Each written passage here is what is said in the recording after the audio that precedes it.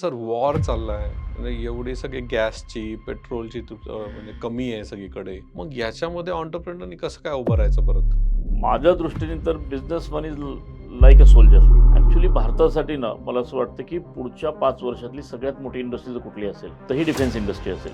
तुम्ही जर American economy पाहिली हम्म. तर पहिल्यापासून अमेरिकन इकॉनॉमीचे 2 मेजर जर ड्रायव्हर तुम्ही कुठले जर पाहिले असेल तर डिफेन्स आणि मेडिसिन्स. या आयुष्यात जर पुढे जायचं असेल तर आपल्याला शेवटी नेटवर्किंग शिवाय पर्याय नाही. आणि आजच्या काळामध्ये जर मॅनेजमेंटमध्ये बी स्कूलमध्ये हेच शिकवतो की युअर नेटवर्थ काय आहे. Your network is your network. आणि म्हणजे अध्यात्मामध्ये आपण जसं म्हणतो हम्म. की तुमच्या आयुष्यामध्ये कुठल्या गोष्टीला जास्त महत्त्व आहे हम्म. तर साथ और संगत. म्हणजे राजकारणातले लोक ही माणसं ओळखण्यामध्ये फार हुशार असतात. हम्म. तर त्यांचं सगळ्यात मोठं सक्सेसचं जर तुम्ही जर हे पाहिलं तर तीच माणसं ओळखतात. Networking is not only adding people, right. Adding right people to your circle absolutely. आणि trimming off wrong people. Sharad Pawar साहेब तर ते फक्त राजकारणापुरते लिमिटेड नाही आहेत. म्हणजे ही इज एव्हरीवेअर. म्हणजे ते बिझनेसच्या लोकांमध्ये पण तेवढेच पॉप्युलर आहेत. ते राजकारणात आहेतच, ते त्यांचं कोअर फील्ड आहे. साहित्य असेल, कला असेल, संगीत असेल, क्रीडा असेल, विज्ञान, तंत्रज्ञान. म्हणजे त्यांनी स्वतः महाराष्ट्रामध्ये फ्लोरिकल्चरचे पहिल्यांदा प्रयोग करून आज एक मोठी इंडस्ट्री. म्हणजे त्यातून किती हजारो लाखो लोकांचं कल्याण झालं. तुम्हाला ॲज अ एंटरप्रेन्योर तुम्हाला ठरवलं पाहिजे की मला फक्त पैसेच मिळवायचेत का मला इम्पॅक्ट क्रिएट करायचं. आत्ताच इराण आणि यूएसचा वॉर चाललाय, पण त्या वॉरमध्ये पण कशा ऑपॉर्च्युनिटी शोधायच्या त्या आपण आज सचिन इटकर सरांबरोबर बोलणार आहोत. त्यानंतर जिओ इकॉनॉमिक, जिओ पॉलिटिकल गोष्टी कशा बिझनेसला अप्लाय होतात त्या आपण सरांबरोबर गप्पा मारू. बाहेरच्या देशांमध्ये म्हणजे UAE, US इथे कशा बिझनेस अपॉर्च्युनिटी आहेत त्या आपण बोलू. परत सरांनी एक इम्पॅक्ट क्रिएशनसाठी एक रेसी फाउंडेशन चालू केली आहे. त्याच्याबद्दल आपण बोलणार आहे. रेसी म्हणजे नक्की काय हे पण आपण समजून घेऊया. आणि सगळ्यात महत्त्वाचं ह्या पॉडकास्टमध्ये आपण नेटवर्किंग कसं करायचं आणि नेटवर्किंग इज नेटवर्थ हा कॉन्सेप्ट खरा आहे का नाही हे आपण त्यांच्याबरोबर आज आपण बोलूया. Welcome to conversations that matter by Sagar Babar podcast. आज आपल्याकडे खूप स्पेशल गेस्ट आलेत जे सचिन इटकर सर. माझे खूप जवळचे मित्र आहेत, माझे मेंटर आहेत. एवढे वर्ष ते मला मेंटर करतायत. Sir, welcome to my podcast. Thank you. धन्यवाद सागर, मला या ठिकाणी आमंत्रित केल्याबद्दल. सरांबद्दल क्विकली सांगायचं झालं तर ते स्वतः एक सायंटिस्ट आहेत. 4-5 पेटंट त्यांच्या नावावर आहेत. ते बऱ्याचशा गव्हर्नमेंटच्या ॲडवायझरी बोर्डवर आहेत. बऱ्याचशा कंपनीच्या ॲडवायझरी बोर्डवर आहेत. ते म्हणजे बिझनेस पॉलिसीज, गव्हर्नमेंट पॉलिसीज, बाहेरच्या स्विस पॉलिसीज या सगळ्या पॉलिसी मेकिंगमध्ये खूप आहेत. सगळ्यात महत्त्वाचं स्किल त्यांचं जे आम्ही त्यांच्याकडनं शिकतो ते म्हणजे नेटवर्किंग कसं करायचं, सेल्फलेसली नेटवर्किंग कसं करायचं, हे आपण आज त्यांच्याबरोबर बोलणार आहोत. तर तुम्ही आता एवढे इंटरनॅशनल लोकांबरोबर फिरता, तुम्ही स्विस बिझनेस काउन्सिलचे ॲडवायझर आहात, बऱ्याचशा कोरिया फोरम बरोबर काम करता, दुबई, US. आत्ताच्या इराण वॉरचा आपल्या इंडियन बिझनेसमॅन लोकांवर काय इम्पॅक्ट आहे सर? ॲक्च्युली इराणचं जे वॉर आहे, so I look at it as a in a positive way भारतासाठी. Definitely whenever there is a war situation emerge होते. आणि हे आजपासून नाही आहे. म्हणजे if you look at the beginning of this century, from 21st century, it started with war. Hmm. 2001मध्ये ज्यावेळेस 9/11 अटॅक झाले, तेव्हापासून जे वॉर सुरू आहे. So the first quarter of this century the world has experience the war only. Hmm. जगाच्या कुठल्या ना कुठल्या तरी पार्टमध्ये वॉर चालूच आहे. हं. बट एंटरप्रेन्योरशिप चा सगळ्यात मेन कॅरेक्टरिस्टिक जो मला वाटतो ह्याच्यामध्ये, की you have to find opportunities in problems. हं. म्हणजे वॉर सिच्युएशन जरी आत्ता आहे, तरी मेनी इंडियन एंटरप्रेन्योर्ससाठी this may be a blessing in disguise. मी जे त्याच्याकडे पाहतो. कारण डेफिनेटली मिडल ईस्ट हा भारतासाठी किंवा इंडियन एंटरप्रेन्योरसाठी has always been a very important business destination आहे हं. त्याच्यामध्ये. आत्ताची सिच्युएशन जर तुम्ही बघितली त्याच्यामध्ये, तर बऱ्यापैकी मिडल ईस्टमधनं US कंपनीज असतील, युरोपियन कंपनीज असतील किंवा बाकी देशातल्या ज्या या आहेत, तर त्या बऱ्यापैकी काही लोक आता बाहेर पडत आहेत बाहेर पडतात. त्याच्यामध्ये. इंडियन एंटरप्रेन्योर्स म्हणजे त्याचा इंडियन एंटरप्रेन्योरशिपचा मला जो वाटतो, की सगळ्यात महत्त्वाचा कॅरेक्टरिस्टिक्स आहे, की तो चॅलेंज ॲक्सेप्ट करू शकतो आणि he can convert challenge into an opportunity. हं. तर आता UAE डिस्टर्ब्ड आहे. हं. बहरीन, कुवेत, कटार. त्याच्यानंतर कतर, सौदी, की इथे बऱ्यापैकी आता सध्या प्रॉब्लेम जाणवतोय एक जिओ पॉलिटिकल सिच्युएशनमध्ये. हम्म. बऱ्याचशा मल्टीनॅशनल कंपनीज किंवा चांगल्या कंपनीज, बाहेर पडायला. फॉरेन कंपनीज इथं बाहेर पडतात त्याच्यामध्ये. तर I think Indian entrepreneur should target middle east now. मी त्याच्याकडे पॉझिटिव्हली पाहतो या वॉर सिच्युएशनकडे, की whatever is happening. So I think we must utilize this as an opportunity. आणि आज तुम्हाला मध्ये एंट्री करणं फार सोपं आहे. जे स्टार्टअप बिझनेसेस आहेत किंवा जे मीडियम, स्मॉल या कॅटेगरीमधले जे MSME याच्यामधले जे बिझनेसेस आहेत, आत्ता ते गव्हर्नमेंट त्यांना वेलकम करेल. तिथली आता जिओ पॉलिटिकल सिच्युएशन अशी आहे, की Indian entrepreneurs are welcome now. So I think मला असं वाटतं, की we should look at as this a opportunity. As an opportunity. पण तरी पण सर वॉर चाललाय म्हणजे एवढी सगळी गॅसची पेट्रोलची म्हणजे कमी आहे सगळीकडे.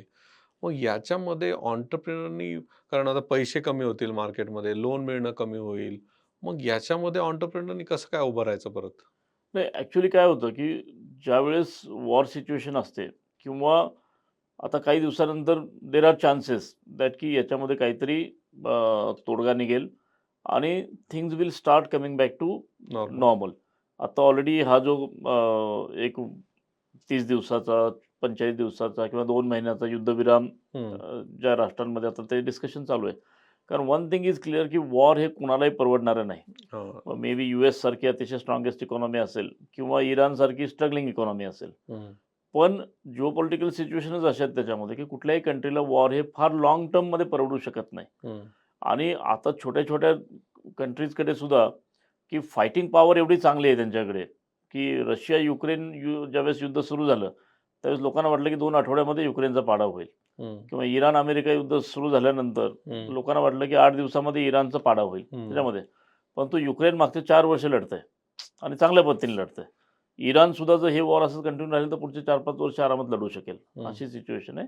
त्याच्यामधला एक रॅशनल थॉट प्रोसेस जगभरामध्ये कॉन्सेन्सस असं आहे, की हे वॉर थांबलं पाहिजे आणि त्या दृष्टीने प्रयत्न आहेत. पण वॉर सिच्युएशन नंतर ज्या गोष्टी पुन्हा नॉर्मलाईज व्हायला कमीत कमी 1 वर्ष जातं. कारण त्याच्यानंतर you have to undergo a tremendous, म्हणजे रिसेशनचा इफेक्ट वॉर नंतर जाणवतो ॲक्च्युअली. तर त्या सिच्युएशनमध्ये डेफिनेटली मार्केटमध्ये तुम्हाला फंडिंग आलं लोनचे जातं. फंडिंगचा प्रॉब्लेम येणार. तुम्हाला ट्रॅव्हल, तुम्हाला ह्या सगळ्या ह्याच्यामुळे तुमचं एस्केलेशन ऑफ द कॉस्ट आहे, इन्फ्लेशन वाढणार याच्यामध्ये डेफिनेटली. कारण एनर्जी अशी गोष्ट आहे, की ज्यावेळेस ती ती ती डिस्टर्ब होते एनर्जी सिक्युरिटी, तर त्याचा इम्पॅक्ट हा सगळ्या इकॉनॉमीवर पडतो. कारण ट्रॅव्हल कॉस्टपासून सगळ्या कॉस्ट वाढतात. ट्रान्सपोर्टेशनपासून सगळं, लॉजिस्टिक्स वगैरे सगळं डिस्टर्ब होऊन जातं याच्यामध्ये. पण एक दुसरं त्याच्यामध्ये हे असतं, की प्रत्येक गव्हर्नमेंट ह्या नवीन स्कीम इंट्रोड्यूस करतं. पॅकेजेस येतात. त्याच्यामध्ये रिहॅबिलिटेशनचं, जसं आपल्या एखाद्या सपोज आपल्याकडे कुठलेही आपत्कालीन असं काही प्रॉब्लेम झाले, तर गव्हर्नमेंट स्वतःहून पुढे येतं. तसं मला असं वाटतं, की याच्यानंतर प्रत्येक देशाचं government will introduce new schemes, new packages. त्याच्यानंतर नवीन फंडिंग गव्हर्नमेंटच्या थ्रू मार्केटमध्ये येईल आणि त्याचा बिझनेसेसला फायदा होईल.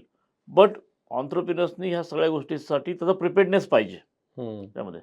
की आता मी जे काही माहिती आता मला मिळते त्याच्यामध्ये, की UAE ही आता काही दिवसानंतर प्रचंड मोठी चांगली पॅकेजेस बिझनेससाठी लॉन्च करेल. कारण for example Dubai is always bin a very favourite business destination. आता ते डिस्टर्ब झाले, पण त्या गव्हर्नमेंटमध्ये फायनान्शियल एवढी कॅपॅसिटी आहे, की त्या एवढ्या चांगल्या स्कीम्स, एवढे लोन फेवर्स किंवा MSME बिझनेसेससाठी किंवा मॅन्युफॅक्चरिंगसाठी ते अशा काही स्कीम्स आणतील, की त्याच्यामुळं पुन्हा सगळ्यांचा ओढा दुबईकडे येऊ शकतो. म्हणजे तुम्ही म्हणता आत्ताच राईट टाइम आहे ऍक्च्युली. येस. मला असं वाटतं, की बिझनेसेससाठी या सिच्युएशनमध्ये, की तुम्ही पुढच्या आता एक 4-5 वर्षाचं, 10 वर्षाचं प्लॅनिंग करण्याची ही योग्य वेळ आहे. हो. आणि मग आता लेट्स से मला दुबईमध्ये जायचंय आणि मला ह्याचं एक अपॉर्च्युनिटी दिसती आता आणि मला याचा ॲडव्हान्टेज घ्यायचा आहे. दुबईमध्ये जायचं तर फर्स्ट स्टेप काय करायला पाहिजे? कारण काय होतं, आपल्याला इथून प्रेशर आहे, की दुबईमध्ये युद्ध चालू आहे, सेफ नाहीये, आपण मला बिझनेस तर करायचा आहे, अपॉर्च्युनिटी दिसते. मग काय करायला पाहिजे मी तिथे जाऊन? माझ्या दृष्टीने तर businessman is like a soldier. की शेवटी सोल्जर जसा तुम्हाला म्हणजे बॅटल फील्डवर, म्हणजे द वे ही फाईट्स त्या पॉझिटिव्ह स्पिरिटने, हम्म, की त्याला माहीत असतं की पुढे खूप मोठं चॅलेंज आहे, हम्म, पण त्याच्यामध्ये एक पॉझिटिव्हिटी असते, एक स्पिरिट असतं हम्म, विथ सम पर्पज. हम्म, तसं बिझनेसमननी सुद्धा ही वॉर सिच्युएशनला एक सोल्जरसारखंच फाईट केलं पाहिजे. हम्म, आणि शेवटी असं आहे की आज अनदर कॅरेक्टरिस्टिक्स इंडियन बिझनेसचा मी पाहतो ह्याच्यामध्ये, की Indian businessmans are prepared to handle such situations. Hmm, की म्हणजे आपला एकंदरीतच जडणघडणच अशी झालेली आहे याच्यामध्ये, हम्म, की चॅलेंजिंग सिच्युएशनमध्ये इंडियन सर्व्हाइव्ह हम्म, त्यामध्ये.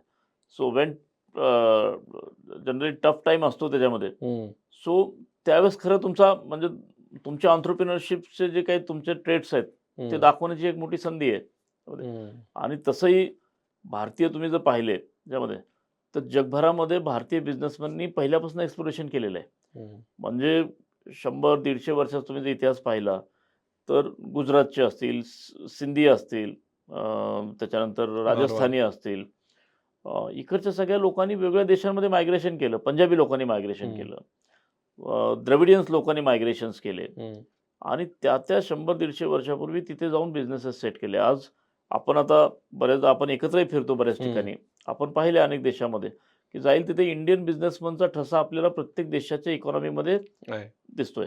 आज अमेरिकेसारख्या देशामध्ये म्हणजे जर तुम्ही सगळ्या टॉप कंपन्या पाहिल्या आणि त्याच्यामध्ये इंडियन लीडरशिप पाहिली, तर डेफिनेटली म्हणजे आपलाच वाटा. Indians have really done very well. तर मला असं वाटतं, की या वॉर सिच्युएशनमध्ये there is another opportunity for Indian people to show that तो मायटी कॅरेक्टरिस्टिक जो आहे आपला हम्म. त्यामध्ये, की वी कॅन डू इट.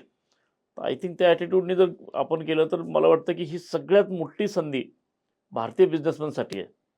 हां, नाही व्हेरी गुड ॲक्चुअली. मी पण असा विचार नव्हता केला, की बिझनेसमॅन ॲज अ सोल्जर म्हणजे तो युद्धावर जाणं त्याला माहिती आहे.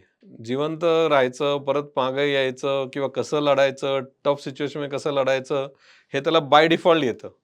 त्यामुळे बरोबर. त्यांनी न घाबरता आत्ता ज्या देशांमध्ये अपॉर्च्युनिटी जाऊन चेक करायला पाहिजे. ह्या सगळ्या अफवा ज्या आहेत किंवा खऱ्या पण असतील काही गोष्टी, काही चुकीच्या आहेत, की बॉम्ब पडतो, नाही पडतो. ह्याला न करता आपल्या बिझनेसला काय अपॉर्च्युनिटी बघायला पाहिजे.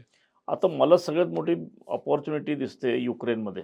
अच्छा. कारण आता युक्रेन रशिया वॉरमुळे युक्रेनचं इतकं नुकसान झालंय. हो. पण त्या ठिकाणी पुन्हा रिकन्स्ट्रक्शन आणि रिबिल्डिंग ऑफ द होणार, कंट्री होणार. इतकी प्रचंड मोठ्या प्रमाणात पुढचे होणार. 10 वर्षच लागणार आहे. इराणसुद्धा मे बी ह्या वॉर संपल्यानंतर तिथं रिकन्स्ट्रक्शन, रिडेव्हलपमेंट ॲक्टिव्हिटी एवढी जोरात होणार आहे, हो. की आय थिंक तिथं जर इंडियन बिझनेसमननी आत्तापासून प्लॅनिंग केलं स्वतःच्या बिझनेसचं, आज तुम्ही सगळा मिडल ईस्ट पाहिला तर तो सगळीकडे डिस्टर्ब झालेला आहे. हो. सौदी, तुमचा कुवेत पासून ते Bahrain, Qatar, UAE. I think या ठिकाणी प्रचंड अपॉर्च्युनिटी आता पुढच्या मला ज्या दिसतात पुढच्या 2-5 वर्षामध्ये, की हे प्रत्येक देश हे आता प्रचंड स्वतःचं एकंदरीत म्हणजे डिफेन्स इकोसिस्टमपासून ते तुमच्या सगळ्याच कंट्रीच्या ज्या आहेत, त्या प्रत्येक क्षेत्रामध्ये प्रचंड मोठी गुंतवणूक करतील. आणि ह्या देशांकडे पैसा आहे. हं. प्रचंड पैसा आहे. ते सगळा पैसा मार्केटमध्ये येणार आहे. आणि त्यासाठी मला वाटतं, की इव्हन अ छोटा Indian businessman can play a big role. Sir तुम्ही आत्ता बोलता म्हणले डिफेन्स इकोसिस्टम. ती कशी इंडस्ट्री आता फ्युचरसाठी तुम्ही तुमचं काय मत आहे? कारण तुम्ही एवढं सगळं फिरता आणि तुम्ही डिफेन्ससाठी एक इव्हेंट पण आता दिल्लीमध्ये प्लॅन करताय. पण डिफेन्स इकोसिस्टममध्ये आपल्या लोकांनी किती उतरलं पाहिजे? ॲक्चुअली भारतासाठी ना, मला असं वाटतं, की पुढच्या 5 वर्षातली सगळ्यात मोठी इंडस्ट्री जर कुठली असेल, तर ही डिफेन्स इंडस्ट्री असेल. हं, म्हणजे एकंदरीत ग्लोबलायझेशन नंतर म्हणजे हं, आपण जनरली हं. 90-91 नंतर ज्यावेळेस ग्लोबलायझेशन आलं आलं.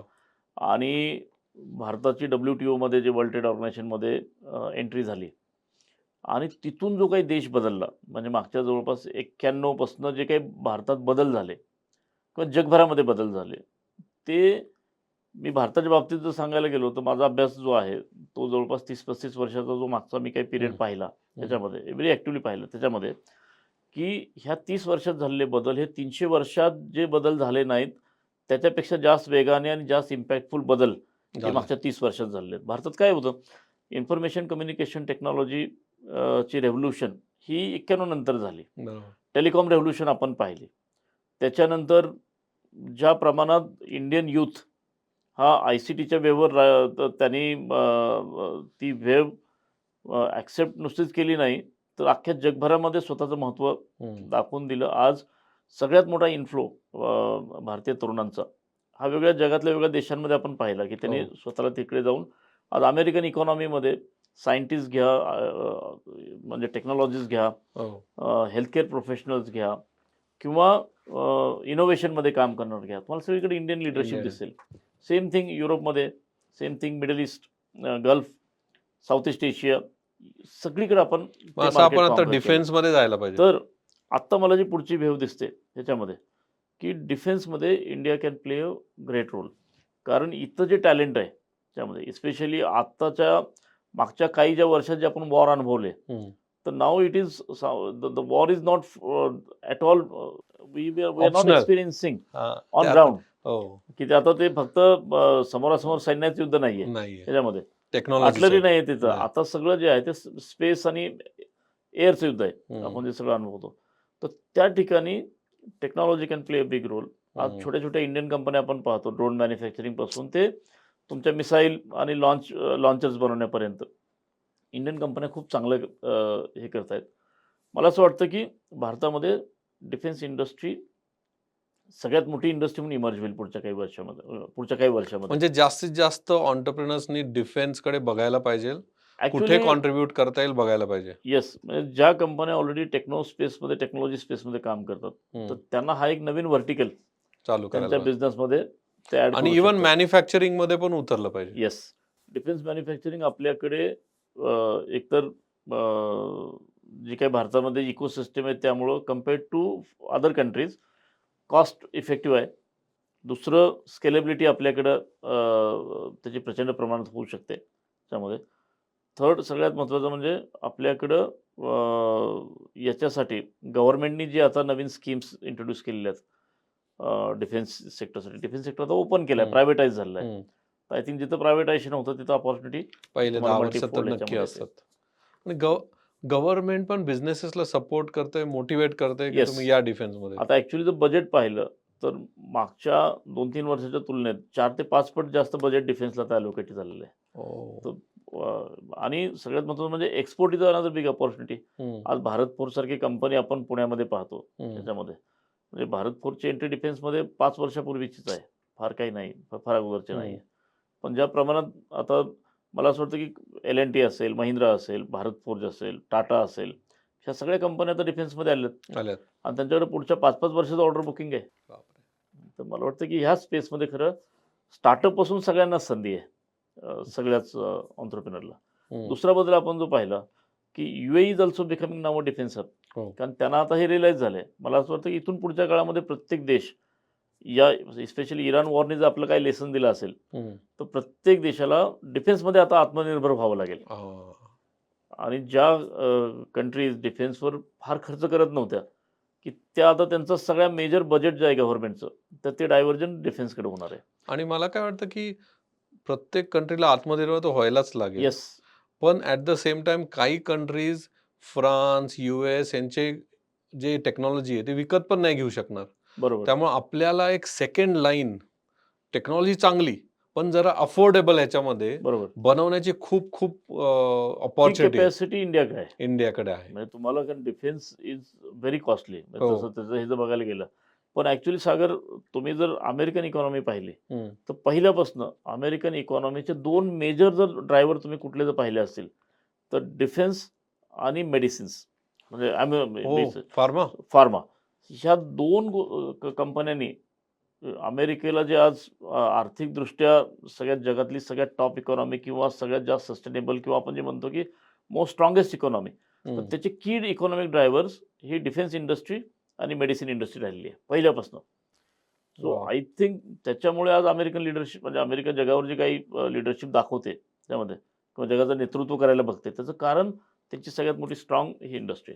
आता वा. तुम्ही बघा ना सगळ्या ह्याच्यामध्ये, म्हणजे आज अमेरिका ट्रेड ॲग्रीमेंटच्याद्वारे प्रत्येक कंट्रीला की आमचे डिफेन्स इक्विपमेंट तुम्ही घेतले पाहिजेत हो. म्हणून प्रत्येक जी काही बायोलॅटरल त्यांचे ॲग्रीमेंट होत आहेत त्याच्यामध्ये हो. डिफेन्स हा सगळ्यात मोठा की प्लेयर आहे. Your right. तर भारताला सुद्धा आज आपण सुरू झालो तर आपलं जे विकसित भारत 2047चं टार्गेट आहे, हम्म. म्हणजे अजून जवळपास एक 20 वर्ष रफली, तर त्याच्यामध्ये आपण सुद्धा जगाला डिफेन्स म्हणजे equipment cost effective defence equipment supply करून मेजर इकॉनॉमिक ग्रोथ करू आपण शकतो. करू शकतो. दिस इज माय अनालिसिस. नक्की करू शकतो ऍक्च्युली. म्हणजे आताही जे आपलं इम्पोर्ट एक्सपोर्टचं इम्बॅलन्स झालंय बरोबर. ते अमेरिकेचंही होत असेल. हो. पण जिथं त्यांना इम्बॅलन्स वाटतं ते डिफेन्सला घेऊन म्हणतात चला हे घ्या, ट्रेड वाढवा, ट्रेड कमी करा. मी आत्ता एक उदाहरण तुम्हाला जस्ट सांगतो, की साताऱ्यामध्ये एक कंपनी आहे छोटी, हम्म, कोवित्सू रोबोट्रॉनिक्स नावाची एक हम्म, डिफेन्समध्ये छोट्या त्या बेरिंग बनवणारी कंपनी. हम्म, आज जगभरातल्या कंपन्या कसा शोध घेतात चांगल्या कंपनीचा, तर मला त्या कंपनीचा ओनर आहे, हम्म, एकदम यंग यंग मुलगा आहे फडतरे म्हणून.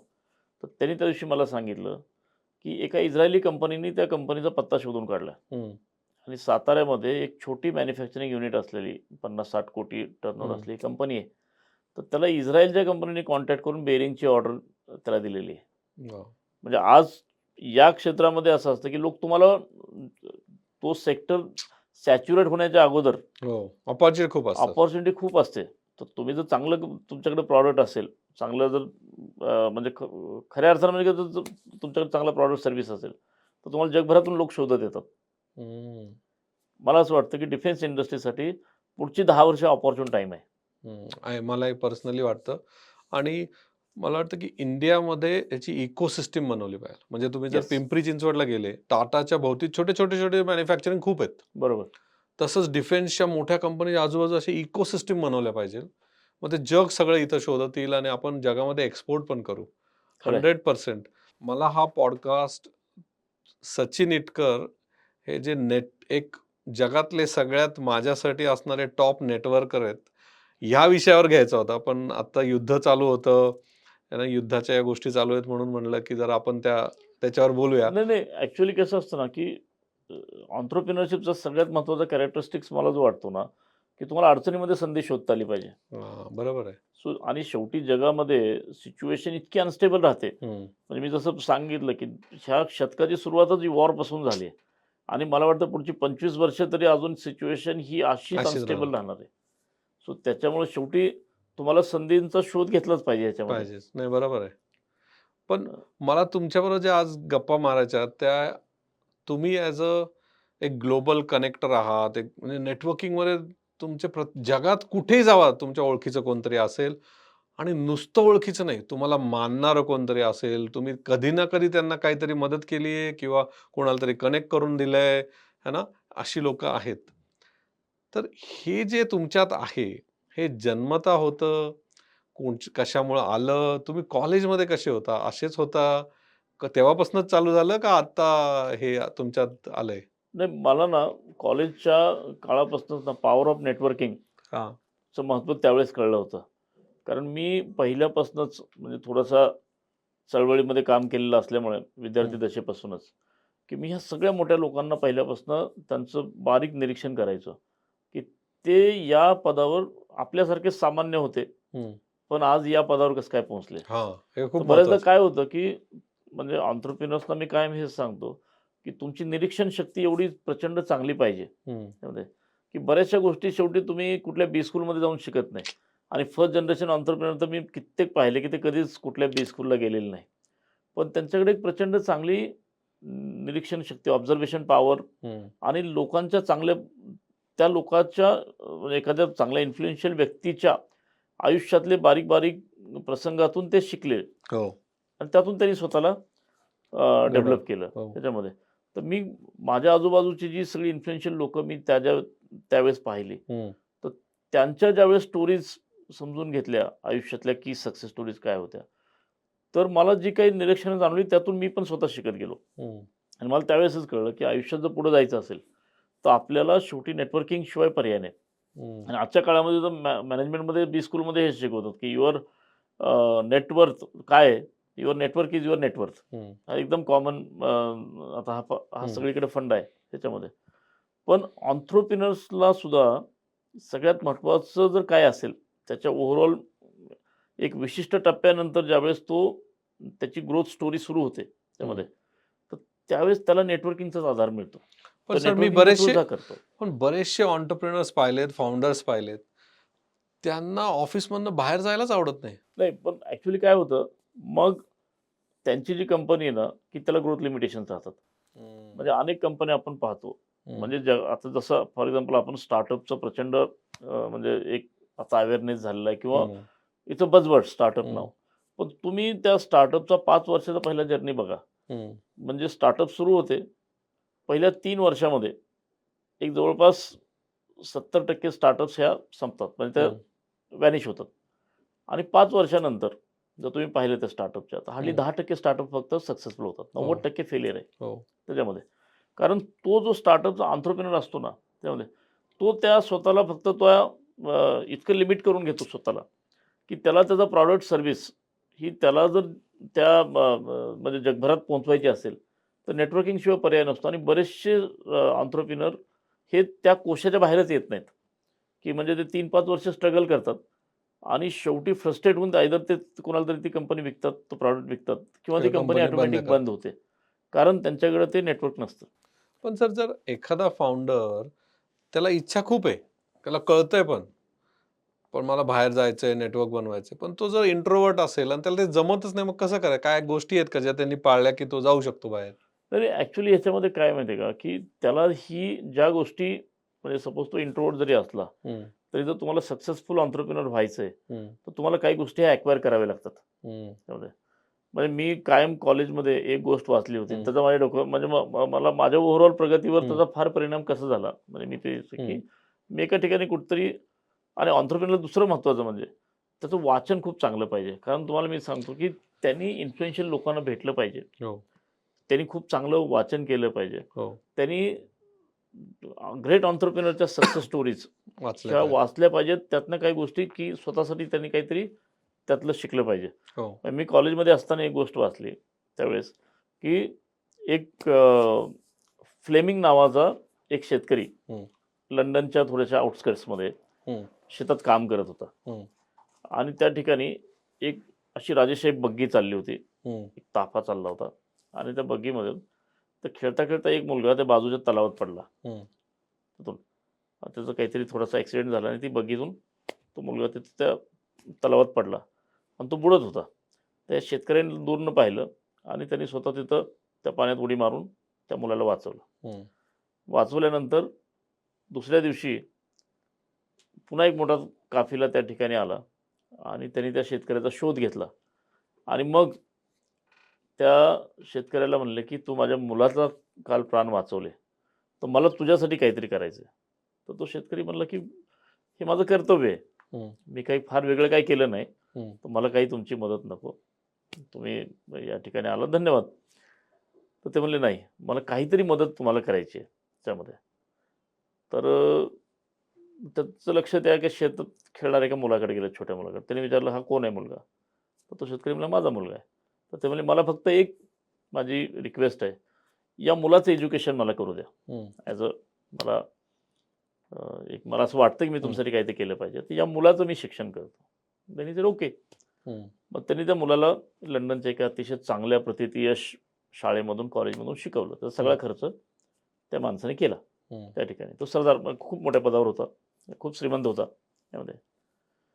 आणि काही काळानंतर तो मुलगा खूप मोठा सायंटिस्ट झाला. आणि दुसऱ्या महायुद्धाच्या काळामध्ये त्यांनी एक अतिशय मोठा शोध लावला त्या मुलाने, सायंटिस्ट त्या फ्लेमिंगच्या मुलाने, पेनिसिलिनचा. ज्याने जगाची सगळी द मॉडर्न फार्मास्युटिकल इंडस्ट्रीला त्याच्यामुळे म्हणजे that is a birth point of a modern penicillin. Pharmaceutical industry, discovery of penicillin. त्या मुलाचं नाव अलेक्झांडर फ्लेमिंग, ज्याने तो शोध लावला. आणि ज्या शेतकऱ्याच्या मुलाला त्या अतिशय श्रीमंत माणसाने शिकवलं, त्याचं नाव रँडॉल्फ चर्चिल. आणि ज्या मुलाचे प्राण त्या शेतकऱ्यांनी वाचवले, त्याचं नाव विन्स्टन चर्चिल. म्हणजे जो म्हणजे ब्रिटिशचा प्राईम मिनिस्टर तो झाला. नंतर प्राईम मिनिस्टरला. तर त्या महायुद्धाच्या काळामध्ये चर्चिल ज्यावेळेस आजारी पडला, विन्स्टन चर्चिल, तर त्याचे प्राण त्या पेनिसिलिनने वाचवले, त्या अँटिबायोटिकने, जे अलेक्झांडर फ्लेमिंगने शोधलं होतं. तर ही शेवटी कसं आहे ना, की मी तेच पाहिलं, की तुम्ही म्हणजे एकमेकांना मदत करणे आणि हे अशी कनेक्टिंग द डॉटची सिरीज असते. त्यातून मी इन्स्पायर झालो आणि मग मी केलं, की नाही हे असं काम आपण केलं पाहिजे. हम्म. Connect the dots. वाव. तर मला असं वाटतं की ऑन्ट्रप्रिनर्सने सुद्धा ना, म्हणजे या स्टोरीचा म्हणजे मी ऑन्ट्रप्रिनरशिपचं हे सांगतो की शेवटी कसं तुम्ही मदत करत करत करत पुढे गेला पाहिजे हम्म. त्यामध्ये. सो तिथून मी हे झालं की शेवटी असं आहे की तुम्हाला जर हे करायचं असेल तर तुम्ही यू हेल्प पीपल आणि तुम्हाला त्या अँड ह्याच्यामध्ये लिव्ह पुन्हा इट. हां limit help people and leave it. ते कधी ना ते कधी कधी येतं येतं परत. तुमच्याकडे येतं. हा. त्यामध्ये त्याला वेळ लागतो. त्याचं टाईमलेस असतं हे सगळं. हा. पण मी कित्येक याच्यामध्ये पाहिलं की अनेक एंटरप्रेन्योर्स आपण एखाद्या कॉन्फरन्समध्ये कोणाला भेटलो हम्म. किंवा आपण कोणाशी तरी रिलेशनशिप डेव्हलप केली हम्म. किंवा एखाद्याला आपण मदत केली. Hmm. Suppose if I am establish entrepreneur आणि मी एखाद्या स्टार्टअपवाल्याला मदत केली. हम्म. तर कधी तो स्टार्टअपवाला माझ्यापेक्षा खूप मोठा होतो नंतर पुढे जाऊन. होतो. आणि नंतर मग कदाचित माझ्या बिझनेसला त्याची मदत होऊ शकते. बरोबर आहे. तर त्याच्यामुळे you have to be 360 degree तुमचा ओपननेस पाहिजे पण त्याच्यामध्ये. पण इंट्रोवर्ट असेल तर नेटवर्किंग करता येतं. करता येतं ना. Networking is a skill. Basically जसं तुम्ही बिझनेस स्किल बाकीचे हा. ॲक्वायर करता. मग तुम्ही शेवटी सेलिंग ही सुद्धा तुमच्याकडे हो. स्किलच आहे ना. ते हो. तुम्ही ॲक्वायर करता हो. किंवा प्रेझेंटेशन्स करता, प्रॉडक्ट प्रेझेंटेशन, सर्व्हिस प्रेझेंटेशन. तसंच नेटवर्किंग ही सुद्धा स्किल आहे. काय लागतं नेटवर्किंग मध्ये. ॲक्च्युअली मला असं वाटतं तुमच्याकडे पॉझिटिव्ह ॲटिट्यूड पाहिजे ओके. नेटवर्किंगसाठी. ओके. तुमच्याकडं म्हणजे सकारात्मकता ज्याला आपण म्हणतो ना, ती हम्म. फार महत्त्वाची आहे नेटवर्किंगमध्ये. की शेवटी तुम्ही कुणाला भेटायला जाता किंवा हे, तर तुमच्याकडे ती कन्व्हिन्सिंग पॉवर पाहिजे हम्म. आणि त्याला तुमच्यातला जेन्युइननेस दिसला पाहिजे. मला असं वाटतं की एंटरप्रेन्योर हा रिअली जेन्युइन पाहिजे. हम्म. मग त्याला क्विक सक्सेसच्या मागे नसला पाहिजे. अनेक बिझनेसेस चालू होतात, बंद होतात. हम्म. ह्याचं कारण ना, की त्या एंटरप्रेन्योरकडे ना, त्याला फक्त क्विक सक्सेसमध्ये इंटरेस्ट असतो. हम्म. पण ज्यांना खऱ्या अर्थाने लाँग टर्म सक्सेस मिळवायचं आहे, I think they have to be genuine. Hmm. सकारात्मक पाहिजेत त्यामध्ये. त्यांच्यामध्ये एक बर्निंग पॅशन पाहिजे, की नाही हम्म. मला काहीतरी करायचं आहे. आणि सगळ्यात महत्त्वाचं म्हणजे कम्युनिकेटिव्ह कॉम्पिटन्सी. हम्म. नेटवर्किंगमध्ये की शेवटी तुम्ही कुणाला कसं इन्फ्लुअन्स करू शकाल, तर तुमच्या कम्युनिकेशन थ्रूच. हम्म. तर तुमचं कम्युनिकेशन एवढं इफेक्टिव्ह पाहिजे. आणि I think all these things can be acquired. It can be acquired. It can be acquired. की त्याच्यामध्ये ते काय फक्त तुमच्याकडे जन्मजात असलं पाहिजे असं काही नाही. हम्म. All these things can be acquired. Practice करायला पाहिजे थोडं हम्म. ह्या सगळ्या गोष्टींची आणि डेफिनेटली म्हणजे तुमचं मी आता पाहतो ना म्हणजे हा. द वे तुम्हाला जो काही आज ॲक्सेप्टन्स आहे हम्म. तर तुमच्या पॉडकास्टला किंवा यूथमध्ये जे अपील आहे hmm. Because of your consistency, communicative competency, hmm. That genuineness, hmm. Positivity, बरोबर. हे तुमच्यात पण ट्रेट्स आहेत. परफेक्ट. तसंच पाहिजे. तुमच्या आयुष्यातला सर पहिला असा कुठला बिग कनेक्शन तुम्ही केलं आणि त्याच्यातनं तुम्हाला खूप सॅटिस्फॅक्शन वाटलं. असं कुठलं आठवतंय का तुम्हाला की मी हे कनेक्शन केलं आणि विसरून गेलो आणि मला एकदम म्हणजे अलेक्झांडर आणि विन्सल चर्चिल सारखं काही घडलं का तुमच्यावर. नाही मला तर खूप ह्याचे अनुभव आहेत. म्हणजे मला पब्लिक लाईफमध्येच करिअर करायचं होतं. मी पहिल्यापासून कॉलेजमध्ये असल्यापासून ठरवलं हम्म. होतं, की although I started my career as a scientist. पण हम्म. मला माहीत होतं, की मी इथं फार काळ काही मी काम नाही करू शकणार. हो. I wanted to come in आणि तुमच्या नावावर पब्लिक. पेटंट्स पण आहेत. येस, मी म्हणजे रिसर्च सायंटिस्ट म्हणून काम केलं. 4 पेटंट्स, 5 ऑथर, बुक्स. 5 को-ऑथर 5 बुक्स. आणि त्या ह्याच्यामध्ये फक्त माझं एकच होतं, की पहिल्यापासून ज्या ठिकाणी जायचं तिथं एक्सलन्स गाठायचा. हम्म. फक्त तिथं रेंगाळायचं नाही. हम्म. नंतर मग पुन्हा स्टॅग्नन्सी येते. हो. तर तिथनं बाहेर पडायचं त्यामध्ये. तर मी म्हणजे अशी काही उदाहरणं देऊ शकेन, की फॉर एक्झाम्पल तुम्ही त्यांना खूप चांगल्या पद्धतीने ओळखता. हम्म. वॉशिंग्टन डी.सीला संजय पुरी नावाचे एक ग्रस्त आहेत. हम्म. त्यामध्ये त्यांनी एक alliance for US India business हम्म. आणि US India political action committee नावाच्या 2 ऑर्गनायझेशन ही फाउंडेड हम्म. त्यामध्ये. आणि is one of the most influential person in Washington DC. त्यामध्ये बिझनेस असेल, गव्हर्नन्स असेल, पॉलिटिक्स असेल. तर he is a opinion maker, thought leader आहेत त्यामध्ये. आय मेट हिम ज्यावेळेस महाराष्ट्राचे त्यावेळेसचे मुख्यमंत्री अमेरिकेला गेले होते विलासराव देशमुख. त्यावेळेस मी त्यांच्याशी म्हणजे आम्ही हम्म. त्यांच्यासोबत एक प्रोग्राम केला तिथे. आणि त्यावेळेस मग आम्ही भेटलो पहिल्यांदा 2005 साली हम्म. तिथून. आणि मग विथ असं काही फार त्यांच्याकडनं काही आपलं मिळवायचं असं नाही. बट विथ जेन्युइनली आम्ही काहीतरी एक चांगला त्यातनं उपक्रम केला. महाराष्ट्राला कशी इन्व्हेस्टमेंट चांगली मिळू शकते, महाराष्ट्राचं प्रमोशन त्या ठिकाणी केलं याच्यामध्ये. पण मी आता सांगतो की आज 2026 म्हणजे जवळपास आता 21 वर्ष, पण आम्ही अनेक प्रसंगात नंतर एकमेकांना मदत करत राहिलो. हम्म. आणि त्याच्यातून काय झालं, म्हणजे तो इन्सिडेंट 2005ला झाला, पण ज्यावेळेस Vilasrao Deshmukh science and technology minister झाले 2010 साली, हम्म. That time we invited Sanjay Puri, की ओबामा आणि सिंग नॉलेज इनिशिएटिव्ह त्यावेळेस साईन झाला होता हम्म. दोन देशाच्या याच्यामध्ये. हम्म. आणि under that promotion of education, science, technology. तर त्यावेळेस पुन्हा संजय पुरींनी आणि मिनिस्टर ऑफ म्हणजे देशमुख साहेबांनी एक मोठे कॉन्फरन्सेस इथं भारतात केल्या, अमेरिकेत केल्या. त्याचं पूर्ण नियोजनचं काम माझ्याकडे आलं. हम्म. आणि आत्ता ती रिलेशनशिप अशीच कंटिन्यू आहे. त्याच्यानंतर हम्म. बरेच इव्हेंट आम्ही एकत्र केले बरोबर. त्यामध्ये. सो म्हणजे 20-20 वर्ष एक नेटवर्क जपायला लागतं. नेटवर्क जपायला लागतं. म्हणजे आपण बऱ्याचदा असं होतं, की अनेक इन्फ्लुएन्शियल लोकांना भेटतो. जसं की मी सॅम पिट्रोडा सरांना ज्यावेळेस ते नॉलेज कमिशन भारताच्या नॉलेज कमिशनचे अध्यक्ष होते. हम्म. त्यावेळेस मी त्यांना काही कारणानिमित्त भेटत राहिलो. म्हणजे असं काही नाही, की पण माझ्याकडे एक होतं, की मी स्वतः या लोकांचा फॉलोअप करून मी स्वतः यांना भेटायचो. हम्म. म्हणजे तुम्हाला विदाऊट एनी एक्स्पेक्टेशन लोकांना कंटिन्यूअस भेटत गेलं पाहिजे तुम्ही. हम्म. आणि मग कधीतरी अशा काही चांगल्या गोष्टी इमर्ज होतात हो. आणि योग्य वेळी अशी मोठी माणसं तुमची आठवण ठेवतात, की अरे हा जेन्युइन पर्सन आहे, तर हे काम ह्याला दिलं पाहिजे. हो. तर नंतर सॅम पिट्रोडाशी दरवर्षी अनेक वेळा इतका मग आम्ही भेटत राहिलो, अजूनही भेटतो. म्हणजे तर याच्यामधून मग काय होतं, की ते काही कॉन्टॅक्ट्स आपल्याला देतात, की यांना भेटा, त्यांना भेटा, हम्म. त्यांना भेटा आणि त्यातून अनेक चांगल्या गोष्टी बरोबर. अ, अनेक त्यातून बिझनेसेस इमर्ज होतात येतात. हा. त्यामध्ये. तर म्हणजे मला आठवतं, की देशमुख साहेबांच्याच रेफरन्सनी मी अनेक किंवा सुशीलकुमार शिंदे ज्यावेळेस मुख्यमंत्री होते, त्यांच्या रेफरन्सनी अनेक मोठ्या बिझनेसमॅनला भारतातला भेटलो. मग मुकेश अंबानींपासून ते गौतम अदानींपर्यंत आणि रतन टाटांपासून ते महिंद्रांपर्यंत, बिर्लांपर्यंत सगळ्यांशी त्यामध्ये. हम्म. आता की कसं आहे, की शेवटी ती इतकी मोठी लोकं आहेत, की जोपर्यंत तुम्ही त्यांच्या संपर्कात तुम्ही कायम राहिलं पाहिजे त्यामध्ये. सो ती एंटरप्रेन्योरशिपची मला जी वाटतं, की तुम्ही स्वतःहून चांगल्या लोकांचा शोध घेतला पाहिजे हम्म. आणि त्या लोकांना तुम्ही कायम त्यांच्या संपर्कात राहिलं पाहिजे. आणि एक पर्टिक्युलर वेळ अशी येते, की यू ऑल्सो आणि तुम्ही पण थोडी-थोडी व्हॅल्यू ॲडिशन ही द्यायला म्हणजे पाहिजे. तो एक्सचेंज जो आहे, तो नुसताच फक्त भेटीपुरता मर्यादित नाही, राहू नये. नाही. काहीतरी तर मदत. काहीतरी तुम्ही सुद्धा म्हणजे सम थॉट हम्म. किंवा काहीतरी तुमच्यामुळे त्यांना एक व्हॅल्यू निश्चित मिळाली. लेव्हलनंतर व्हॅल्यू जनरेट झाली पाहिजे. मला वाटतं हे हे खूप रिलेशनशिप ग्रो होतात. महत्वाचं. ऍक्च्युली नेटवर्किंग मध्ये मला वाटतं की एकदा मॅक जावडेकर सर आपले हो. चे त्यांनी हा पॉइंट सांगितला होता की नेटवर्किंग मध्ये सगळ्यात महत्वाचं आहे की भले तुम्ही आता म्हणाले जसे कॉन्व्हर्सेशन काही असो पण काहीतरी व्हॅल्यू ऍडिशन द्यायला पाहिजे. द्यायला पाहिजे.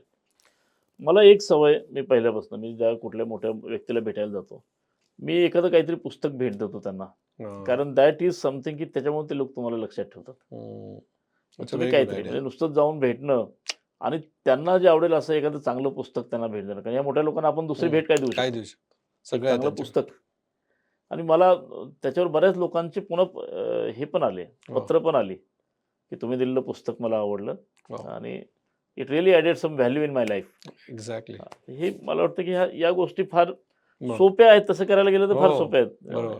फक्त तुम्हाला तो करता वॉक आलं. दॅट एक्स्ट्रा माईल ज्याला म्हणतो ना, की ते दॅट्स व्हेरी तुम्हाला important. That extra mile. Extra mile. तर तुम्ही आता नेटवर्किंगचे काही प्रिन्सिपल सांगितले, जेन्युइननेस, गो एक्स्ट्रा माईल, है ना, या सगळ्या गोष्टी सांगितल्या.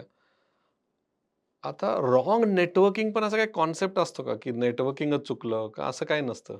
नाही, याच्यामध्ये काय ना, की another very important thing is की शेवटी नेटवर्किंग विथ होम हे फार महत्त्वाचं आहे. I think right people. हा. तर तुम्हाला म्हणजे ज्यावेळेस आपण समोरच्या माणसाबद्दल ज्यावेळेस की आपल्याला त्याला भेटायचं आहे किंवा त्याच्याबद्दल त्याला भेटण्याची उत्सुकता आहे हम्म. किंवा तो एक इन्फ्लुएन्शियल व्यक्ती आहे, हम्म. तर कदाचित काही केसमध्ये असं असतं की म्हणजे ही may not be fit for you. हम्म. कारण त्याची काम करण्याची पद्धत किंवा त्याचे काही रॉंग डुईंग्स वगैरे असू शकतात त्याच्यामध्ये. हम्म. तर मला असं वाटतं की ऑन्ट्रप्रिनरनी चांगल्या लोकांचा शोध घेतला पाहिजे. आणि म्हणजे अध्यात्मामध्ये आपण जसं म्हणतो की तुमच्या आयुष्यामध्ये कुठल्या गोष्टीला जास्त महत्व आहे, तर साथ और संगत, हे दोन शब्द असे आहेत की त्याच्यात सगळ्या जगातल्या अध्यात्माचं सार आहे. की तुम्हाला चांगल्या लोकांची साथ पाहिजे आणि चांगल्या लोकांची संगत पाहिजे. तसंच बिझनेसमध्ये पण नेटवर्किंगमध्ये मला असं वाटतं की you have to identify the right people. So networking with right people is the key of success. जसं आपण पण म्हणतो ते की कसं पीपल म्हणजे इज अ स्ट्रेंथ. काही त्याला हे आहे का सर असं नाही, फ्रेमवर्क किंवा काही आहे का? राईट पीपल म्हणजे काय? राईट पीपलची व्याख्या अशी आहे याच्यामध्ये किंवा कसे शोधायचे? की त्याच्यामध्ये काय असतं ना, की शेवटी तुम्हाला एक मला असं वाटतं की एंटरप्रेन्योरनी एक त्याच्यामध्ये इनेट एक कॉमन सेन्स असतो. म्हणजे सक्सेससाठी काय गरजेचे आहे ना, तर तो एक कॉमन सेन्स जो असतो तो फार गरजेचा आहे. त्याचं ते सगळ्यात मोठं क्वालिफिकेशन आहे, की त्याच्यामध्ये की तुम्हाला व्यक्ती ओळखता आली पाहिजे. माणसंही तुम्हाला ओळखता आली पाहिजेत. म्हणजे मी कायम त्यासाठी ना राजकारण्यांचं उदाहरण देतो. म्हणजे राजकारणातले लोक ही माणसं ओळखण्यामध्ये फार हुशार असतात.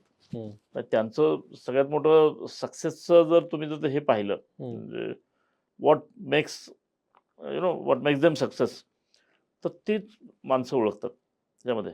तसंच एंटरप्रेन्योरला सुद्धा ना, की ते स्किल त्याला डेव्हलप करता आलं पाहिजे त्याच्यामध्ये. आणि शेवटी असं आहे ना, की नेटवर्किंग म्हणजे आपण फक्त नुसता लोकांच्या आपल्या ह्याच्यामध्ये मोठा संचय निर्माण करणे, हे नेटवर्किंग नाही. नेटवर्किंग म्हणजे एखाद्याची ओळख होणे ही फर्स्ट स्टेप आहे. पण तुम्हाला ते रिलेशन कल्टिवेट करता आलं पाहिजे. तर नेटवर्क कधी क्रिएट होतं, की you are in touch with everyone on number of occasions. तुम्हाला त्यांच्या संपर्कात राहावं लागतं. नुसतीच ओळख असून चालत नाही बरोबर. त्यामध्ये. तर तुम्ही त्याच्या आयुष्यामध्ये व्हॅल्युएशन केलं पाहिजे आणि त्यांनी तुमच्या आयुष्यामध्ये पण व्हॅल्युएशन केलं पाहिजे किंवा बिझनेसेसमध्ये आपण असं म्हणू. आणि तुम्ही जे म्हणाले ना सर आता, की राईट पीपल हे पॉलिटिशियनना देण असते की हो. ओळखायची. ओळखायची. पण बरोबर. मी याच्यावर खूप अभ्यास केला सर. हो. ही त्यांना देण नसते. हे जेव्हा ते हजारो, लाखो लोकांना भेटतात ना, त्यातून त्यांना ते बरोबर, त्यातनं बरोबर. शिकतं. म्हणजे शिकतात. मलाही वाटतं, की एंटरप्रेन्योर जेव्हा एक 100-500 लोकांना भेटतो, मग त्याला आपोआप ते फिल्टरेशन जमायला लागतं, की हा चुकीचा होऊ शकतो. हा नेटवर्किंगमध्ये तो पण सगळ्यात महत्त्वाचा आहे, की तुम्हाला फिल्टर आउट करता आलं पाहिजे. हां. आणि जसं फॉर एक्झाम्पल, मग तुम्ही एखादी सुंदर आपण गार्डन पाहतो. ती गार्डन सुंदर कशामुळं असते? कारण तिथं झाडं अशी अनिर्बद्ध वाढलेली नसतात. ते हो. जंगल नसतं. बरोबर. गार्डनमध्ये ती प्रत्येक झाडं कल्टिव्हेट केलेली असतात. आता तुम्हाला त्या झाडांचं ट्रिमिंग करता आलं पाहिजे. तसंच आपल्या आयुष्यात सुद्धा आपल्या आजूबाजूच्या लोकांमध्ये जे चांगले आहेत, त्यांना आपण जास्त वेळ दिला पाहिजे. जे ज्याला आपण म्हणतो ज्याचं ट्रिमिंग करायचंय, ते वेळोवेळी ट्रिमिंग करून काही चुकीची लोकं आपल्या सर्कलमधून बाहेर घालवली पण पाहिजेत.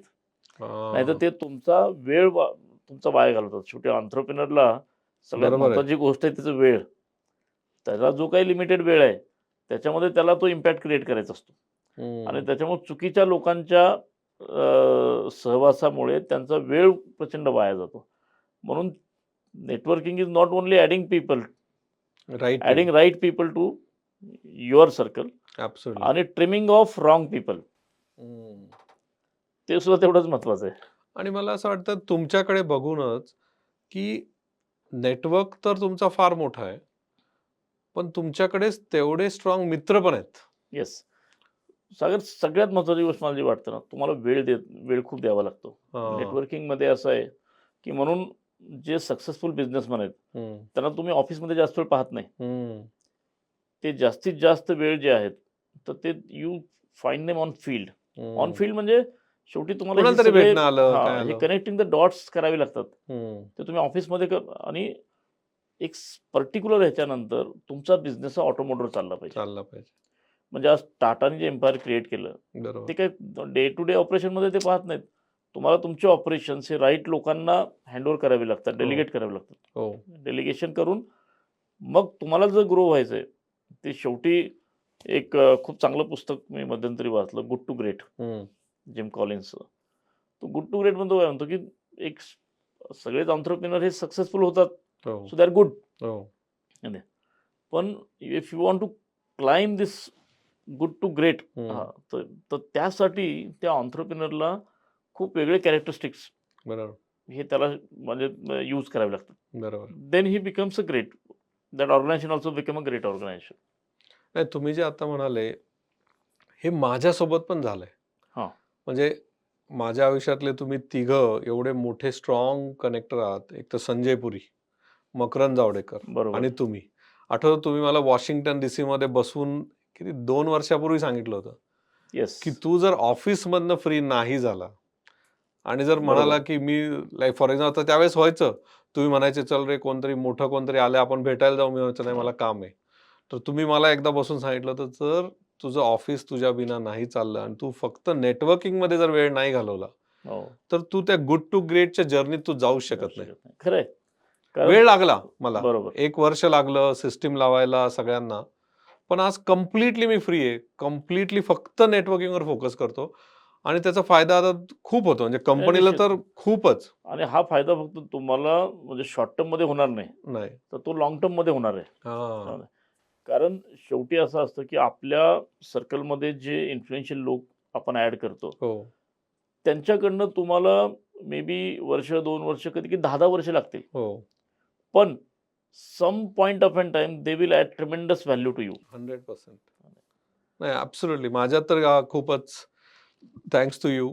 मला आठवतंय ते वॉशिंग्टन डीसीमध्ये आपण कारण संजय पुरी म्हणाले होते, "तू इथं काय करतोय? यूएसमध्ये असलं येस, पाहिजेल." Yes, yes. हां?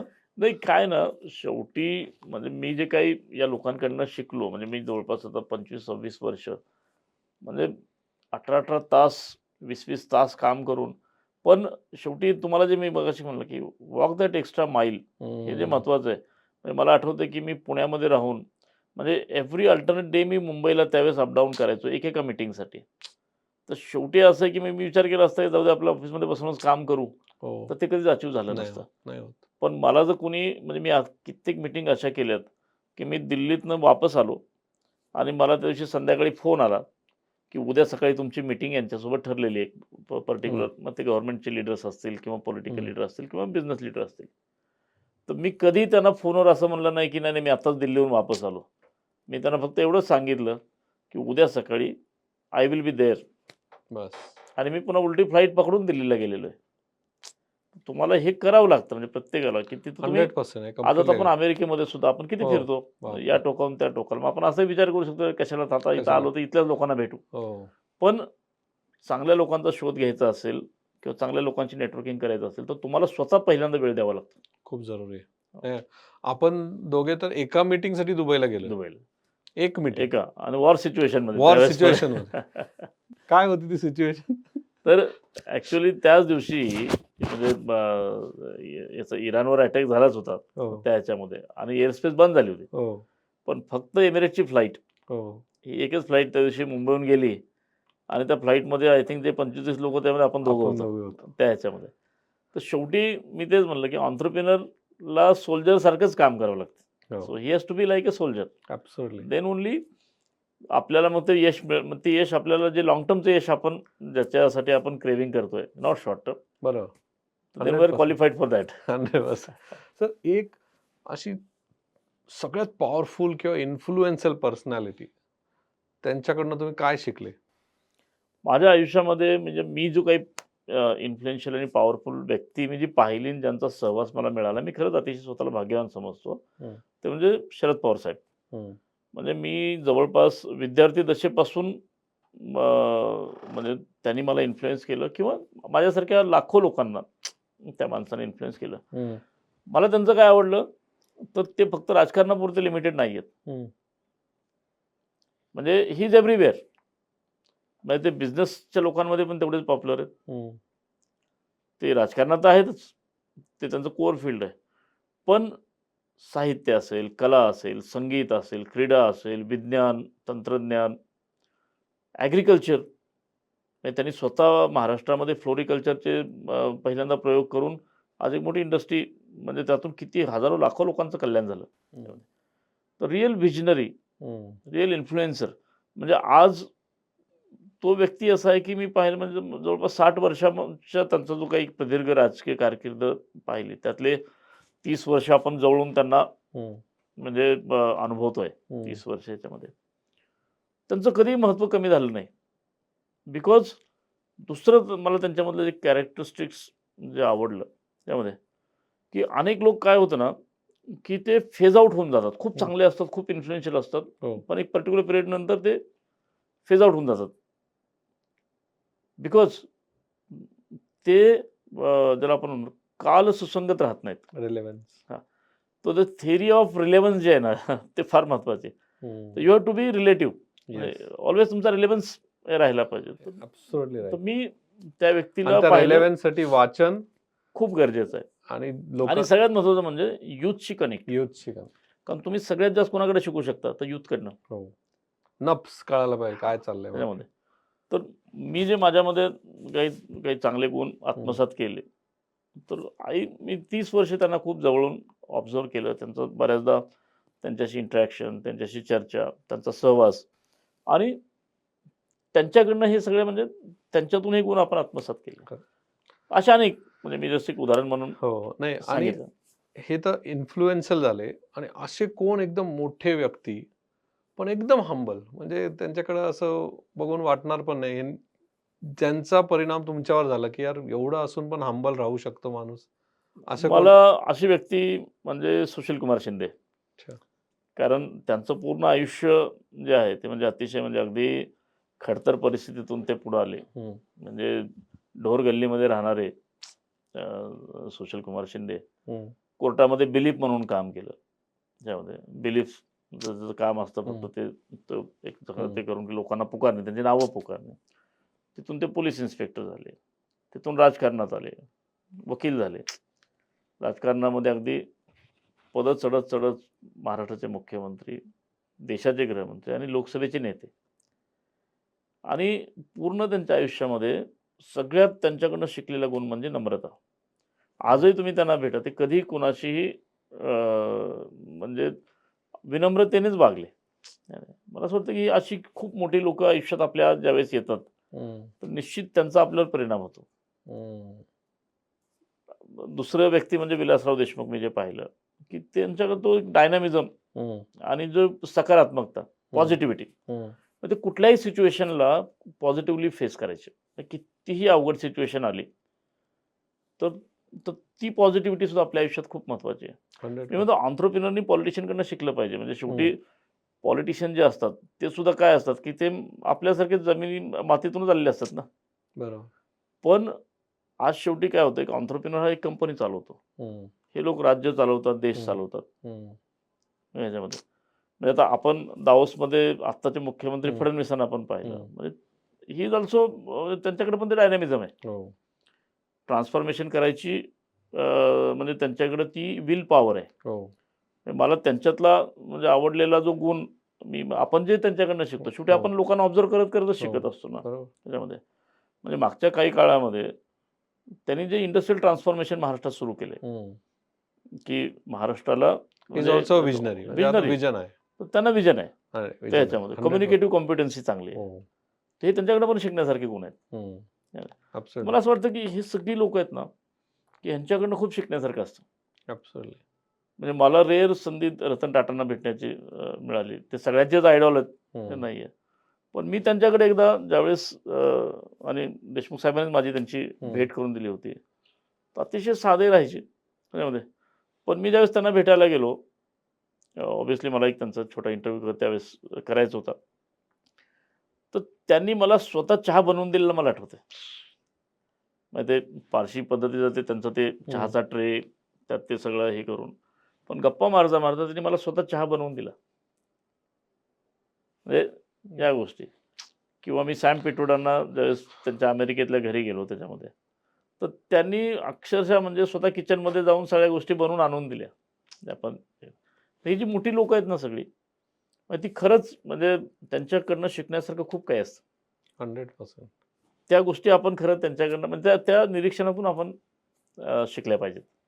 आणि सर या नेटवर्किंग करताना किंवा बिझनेस करताना तुम्ही जेव्हा लोकांना भेटता, त्यावेळेस कोणाला मिसजज केलेलं पण आठवतंय का? अरे मी त्याला असं. होतं बऱ्याचदा. आपण अनेक लोकांना अंडर एस्टिमेट करतो. हां. आणि कधी-कधी म्हणजे माझं तर मी खूप म्हणजे हे पण मी शिकलो हं.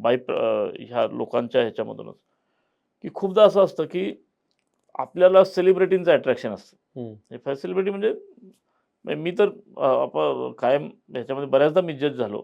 त्यांना, की आपल्याला जी लोक दुरून मोठी वाटतात हम्म, ती जवळ गेल्यानंतर आपला कधी कधी अपेक्षाभंग होतो, हम्म, कारण ती मनाने आणि ह्यानी फार छोटी असतात हम्म, वागण्याने. पण आपल्या आजूबाजूची काही काही छोटी लोक ज्यांना आपण छोटी समजतो हम्म, ती इतकी मोठी असतात की त्यांचं महत्त्व आपलं अनेक वर्षानंतर समजतं, की अरे हम्म, हा सगळ्यात हा खरा मोठा माणूस त्यामध्ये. तर माझं पण मी ज्यावेळेस या पूर्ण या क्षेत्रामध्ये काम करत असताना हम्म, अनेक लोकांच्या बाबतीत मी स्वतः हे झालो. म्हणजे मला आजही त्याचं हे वाटतं, की अनेक लोकांना ओळखण्यात आपण चुकलो अच्छा, त्यामुळे. म्हणजे नॉर्मल आहे, होतं नॉर्मल असं. आहे. होतं ना सुरुवातीच्या काळामध्ये, म्हणजे काही काही साधी लोकं हम्म, पण इतकी मोठ्या प्रकारचं काम करत असतात हम्म, त्याच्यामध्ये. आपण त्यांना इग्नोर करतो बऱ्याचदा, हम्म, की आपल्याला वाटतं अरे हा काही कामाचा नाही. हम्म, पण शेवटी ही लोकं ना खूप मोठा इम्पॅक्ट क्रिएट करणारी असतात हम्म, त्यामध्ये. म्हणजे मी सुद्धा काही लोकांच्या बाबतीमध्ये हे झालो. पण हे शेवटी तुम्हाला अगेन म्हणजे मग तुम्ही ह्या चुका टाळायच्या असतात. हो, बरोबर. ॲब्सोल्युटली. की ह्या काही शेवटी अनुभवातून. कळतं मग तुम्हाला, नंतर हो, हळूहळू हो. कळतं. आणि बरोबर. ॲज अ एंटरप्रेन्योर काय पद्धतीची किंवा काय टाईपची लोकं आपण इग्नोर केली पाहिजे? नाही याच्यामध्ये काय ना, सगळ्यात महत्त्वाचं जशी आपण बिझनेसमध्ये आहोत. हं, आपण बिझनेस नेटवर्किंग करतो हं, त्यामध्ये. शेवटी कुठलाही लाँग टर्म बिझनेस हा इथिक्सवर उभा राहतो. हं. व्हॅल्यू बेस्ड काही व्हॅल्यूज हो, महत्त्वाच्या असतात हो. त्याच्यामध्ये.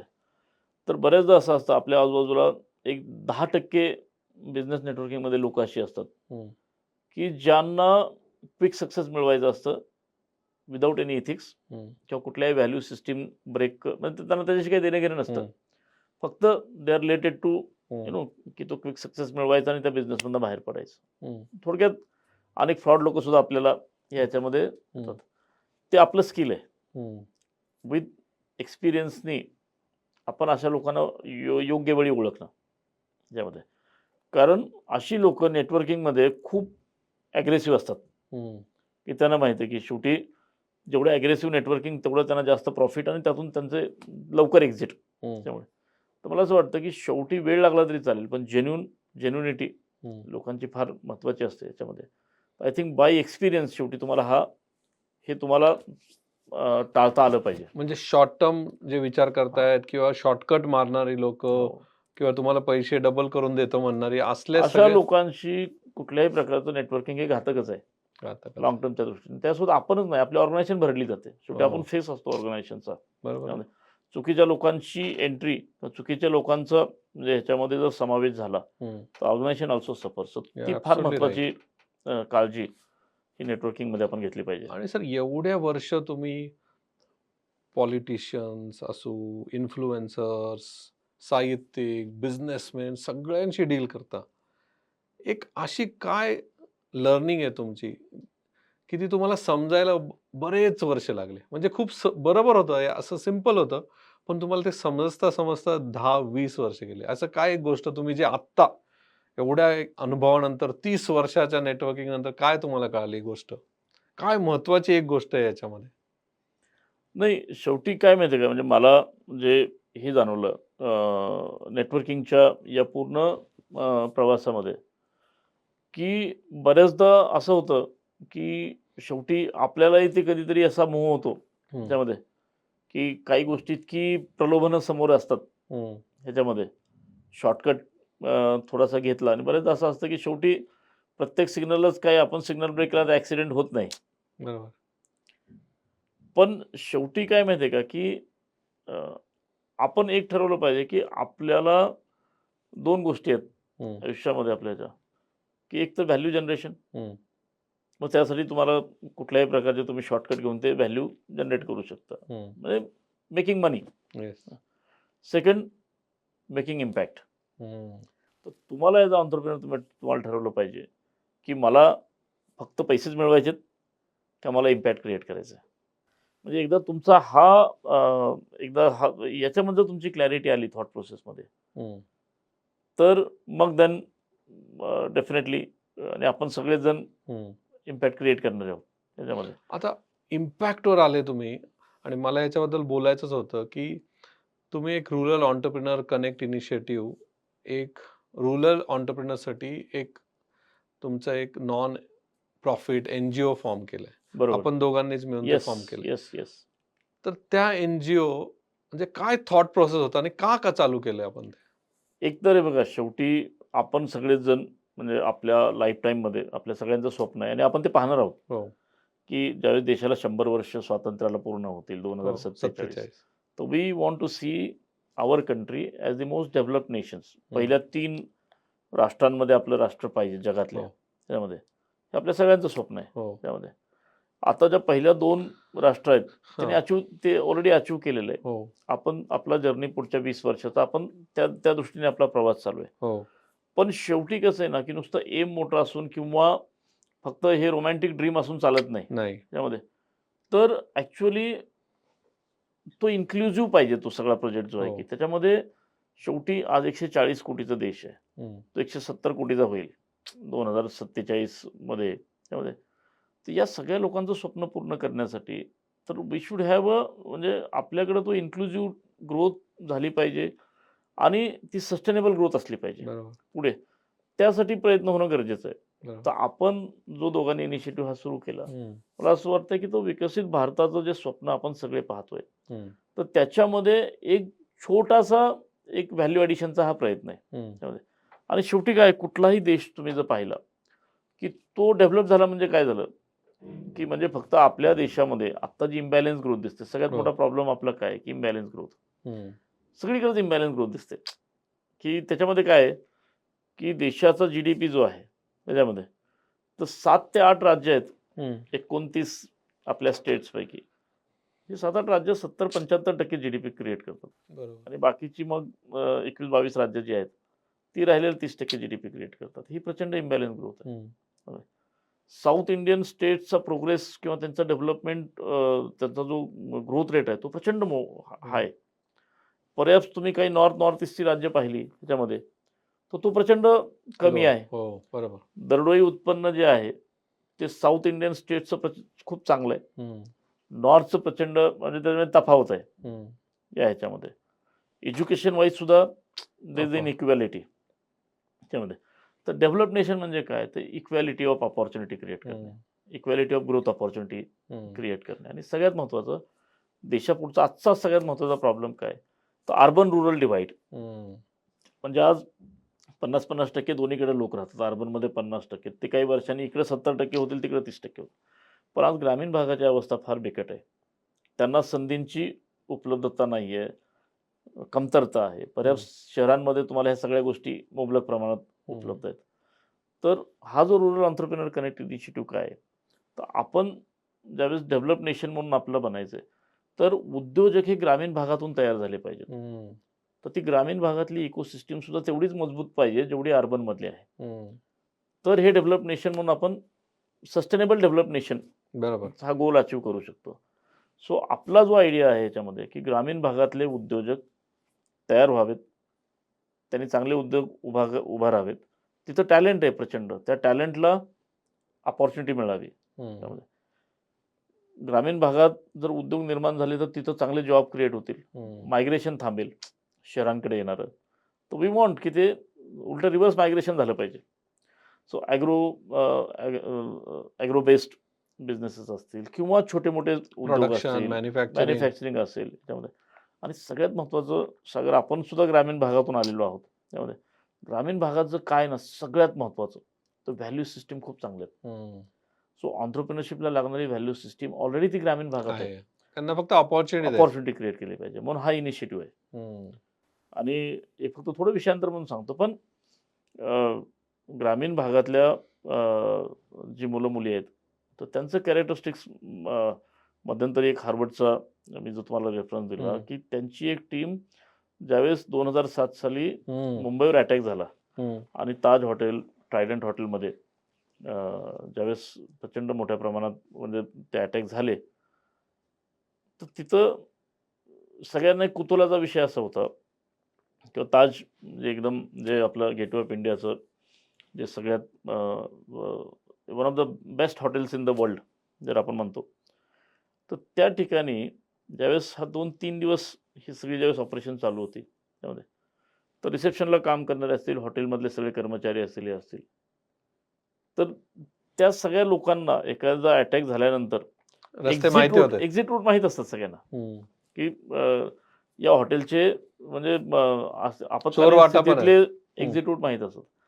या सगळ्यांनी जर ठरवलं असतं तर पुढच्या 5 मिनिटामध्ये ते सगळे हॉटेल सोडून म्हणजे त्यांनी एक्झिट घेतल्या असत्या, तर कोणाची कॅज्युअलिटी झाली नसती. त्यामुळे पण तिथला एकही कर्मचारी याने हॉटेल सोडलं नाही किंवा त्यांनी तो एक्झिट रूट घेतला नाही. बरोबर. याच्यावर मग खूप लोकांनी स्टडीज केल्या, खूप मॅनेजमेंट कॉलेजने स्टडी केल्या, हे केल्या. इव्हन हार्वर्डच्या लोकांनी युनिव्हर्सिटीच्या लोकांनी इथे येऊन स्टडी केल्या. हम्म. त्यामध्ये त्यांनी सगळ्यांचे इंटरव्ह्यू घेतले, सगळ्यांना विचारलं की वाय दिस, हे असं कसं काय? दुसरीकडे कुठं झालं असतं तर लोकांनी एक्झिट रूट घेतले असते त्यामध्ये. तर ते एकच म्हणले की व्हॅल्यू सिस्टीम आमची, की शेवटी आमचा जो कस्टमर आहे तो अडचणीत असताना आम्ही जाऊ शकत नाही. अनेक हे नंतर त्यांना झाल्यानंतर ते कळालं की शेवटी काय केलं, की ते दे वर नॉट सॅटिस्फाईड त्याच्यामध्ये, की त्यांना ते कॅरेक्टरिस्टिक्स हुडकायचं होतं, की काय नक्की कसं काय ह्याच्यामध्ये. म्हणून मग नंतर त्यांनी HR डिपार्टमेंटमध्ये जाऊन त्या सगळ्या लोकांचे रिझ्युमे तपासले हम्म. आणि मग त्यांच्या असं लक्षात आलं, की हे सगळी लोकं जी आहेत, जी हॉटेलमध्ये त्या ठिकाणी काम करत होते, they are not from urban areas. हम्म. ते सगळे भारताच्या वेगवेगळ्या प्रांतातल्या वेगळ्या छोट्या-छोट्या गावातले गावाकडनं लोक. आलेली ती मुलं-मुली होती तिथं काम करणारी. आणि तिथं व्हॅल्यू सिस्टम अजून आहे. व्हॅल्यू सिस्टम आपल्याकडे ग्रामीण भागात तीच आहे अजून, की आपण हम्म. अडचणीच्या काळात पळ काढत नाही नाही. किंवा सिच्युएशनला आपण फेस करतो. हम्म. किती वाईट सिच्युएशन आलं तर आपण फेस कर. फेस करतो. मला हे वाटतं ना, हे कॅरेक्टरिस्टिक ग्रामीण भागात आहे. हम्म. त्यांना फक्त आपण संधी आणि दिशा. उपलब्ध करून दिली पाहिजे, डिरेक्शन दिलं पाहिजे. बरोबर आहे. म्हणून हा रूरल एंटरप्रेन्योर कनेक्ट इनिशिएटिव्ह आपल्याला त्या 47च्या ड्रीममध्ये आपलं एक छोटं कॉन्ट्रिब्युशन व्हायला पाहिजे. याच्यातून आपलं करायचं आहे, की ॲटलीस्ट 10,000 तरी उद्योजक आपल्या मार्फत पुढच्या 20 वर्षात तयार व्हावेत. वाव. मला नेटवर्किंगवर शेवटचे 2-3 प्रश्न विचारायचे आहेत. हो. पण त्याच्या आधी रेसी बद्दलच. रेसी म्हणजे काय? काय करणार काय तुम्ही रेसीमध्ये? नाही, याच्यामध्ये थॉट प्रोसेस एकदम क्लिअर आहे. रूरल एंटरप्रेन्योर कनेक्ट इनिशिएटिव्हमध्ये शेवटी कुठलाही देश जो आहे, तो प्रगत होतो ज्यावेळेस तिथं एंटरप्रेन्योर रेव्होल्यूशन होते. बरोबर. आज भारतामध्ये असं आहे, की जे डेव्हलप कंट्रीज आहेत, त्या 100 ग्रॅज्युएट्सपैकी 20 ते 30 मुलं हम्म. हे एंटरप्रेन्योर होतात. हम्म. भारतामध्ये 2 किंवा 3च होतात. हम्म. तर हा रेशो वाढला पाहिजे. हम्म. हा 10, 12, 15, 20 पर्यंत आपल्याला पुश केला पाहिजे. हम्म. तर त्याच्यामध्ये आपलं कॉन्ट्रिब्युशन करायचं त्यामध्ये. सेकंड, रेसीच्या मार्फत शासनाच्या जेवढ्या काही स्कीम्स आहेत, हम्म. त्या ग्रामीण भागातल्या मुलांपर्यंत पोहोचवायच्या. त्यासाठी त्यांना अवेअरनेस आणि ट्रेनिंग, हम्म. म्हणजे जो आपला रेसीचा जो एक बेसिक हे आहे, हो. अवेअरनेस, ट्रेनिंग, हो. टेक्नॉलॉजी, द्यायचं. त्याच्यामध्ये त्यांना फंडिंग आणि एक इकोसिस्टम त्यांना एक क्रिएट करून द्यायची, की त्यांना एंड टू एंड ज्याला आपण म्हणतो, हम्म. की त्याचा बिझनेस सुरू झाला पाहिजे हम्म. आणि तो बिझनेस पुढे सस्टेन झाला पाहिजे. तर त्या दृष्टीने त्याला ह्या सगळ्या हे करायचे, की अवेअरनेस ट्रेनिंग द्यायचं, त्याला इन्क्युबेशनसाठी मदत करायची, फंडिंगसाठी, त्याला अपॉर्च्युनिटीज क्रिएट करून द्यायच्या हम्म. याच्या आणि शासनाच्या जेवढ्या चांगल्या स्कीम्स आहेत त्या पोहोचवायचं. त्या त्याला कनेक्ट करून द्यायच्या. तर मला वाटतं की ह्या गोल्स होते आपण. आणि अपॉर्च्युनिटी जेव्हा तुम्ही कनेक्ट करून देणार, त्यासाठीच तुम्ही ते इव्हेंट्स पण करणार असं आपण प्लॅन बरोबर. केलं होतं. नाही, त्यातून काय होतं ना, की नेटवर्किंग त्यांचं शेवटी महत्त्वाचं आहे त्यांना. हम्म. त्यासाठी एक कॉन्फरन्ससारखे प्लॅटफॉर्म पाहिजेत, हम्म. की जिथं या लोकांनी येऊन त्यांच्यासारख्या सिमिलर बिझनेसच्या लोकांना भेटलं पाहिजे हम्म. त्यामध्ये. सो इव्हेंट्स आणि कॉन्फरन्सेस आर की पार्ट ऑफ दिस. तर त्या वर्षामध्ये 4-5 असे मेजर प्रोग्राम्स असे घ्यायचे, की ज्याच्यातून यांना नेटवर्किंगची अपॉर्च्युनिटी मिळाली पाहिजे. आपण जे ग्लोबल एंटरप्रेन्योर फोरम हे कॉन्क्लेव्ह हो. जे आपण सगळीकडे करतो, दुबई, US, हो. इंडिया, सगळीकडे, त्याचा सोल ऑब्जेक्टिव्ह काय आहे? म्हणजे का करायचं ते? कशासाठी करतो आपण ते? नाही, त्याचं कारण एकच आहे, की आपल्याला शेवटी असं आहे, की आपले जे एंटरप्रेन्योर आहेत महाराष्ट्रातले किंवा भारतातले त्याच्यामध्ये, तर त्यांना तो ग्लोबल आउटलुक समजला पाहिजे, हम्म. की जग कुठल्या ह्याने चाललंय. त्यासाठी त्यांना ती एक्सपोजरची गरज आहे.